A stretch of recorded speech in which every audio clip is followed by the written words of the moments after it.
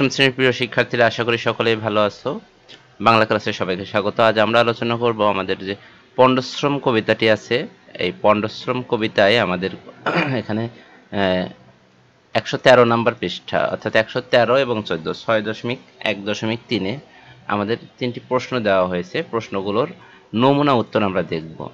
যে পণ্ডশ্রম কবিতায় কিভাবে শ্রম পণ্ড হলো, এরপরে তথ্য যাচাই না করে কাজ করলে তার ফলাফল কি ধরনের হতে পারে বলে তুমি মনে করো। আর 3 নম্বর প্রশ্ন হচ্ছে, কোনো তথ্য বা ঘটনার যথার্থতা কিভাবে যাচাই করা বা যাচাই করতে হয়। তা আমরা সরাসরি প্রশ্নের উত্তরে চলে যাচ্ছি।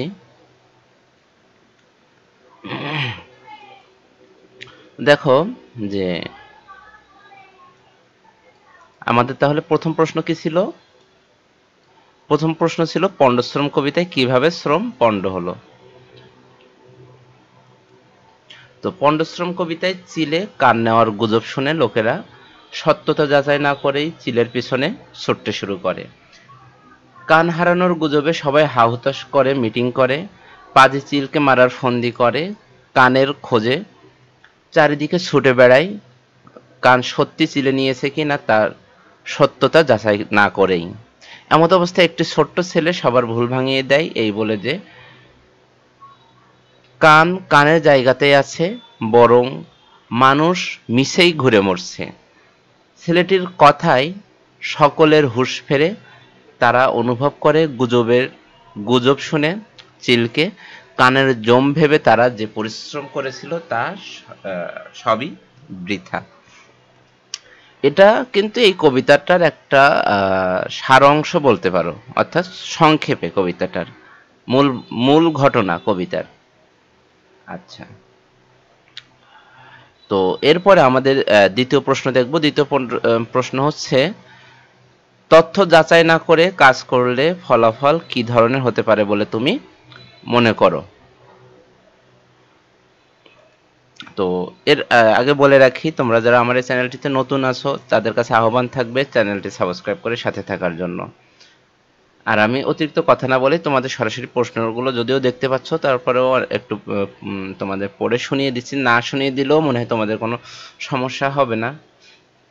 তো তথ্য যাচাই না করে কাজ করলে তার ফলাফল ভুল হতে পারে বলে আমি মনে করি। এক্ষেত্রে আমাদের প্রচুর সময় নষ্ট হয়, অন্যের প্রতি অবিশ্বাস বাড়ে, পাশাপাশি নিজের প্রতি অনাস্থাও তৈরি হয়, সমাজে বিশৃঙ্খলার সৃষ্টি হয়, মানুষের সঙ্গে মানুষের সম্পর্ক নষ্ট হয়। কোনো বক্তব্য, মন্তব্য, ঘটনা বা বিষয়কে মনোযোগ সহকারে দেখে শুনে স্পর্শ করে এবং যথাযথভাবে বিশ্লেষণ করে এর যথার্থতা যাচাই করতে হয়।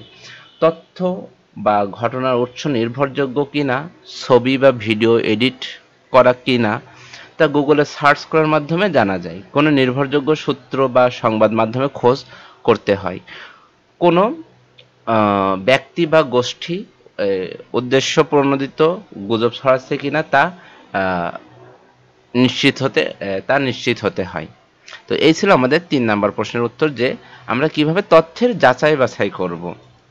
তো এই ছিল আমাদের আজকের এই 3টি প্রশ্নের উত্তর। তো সবাই ভালো থাকবে, সুস্থ থাকবে, আর সবার কাছে আহ্বান থাকবে যে চ্যানেলটি সাবস্ক্রাইব করতে।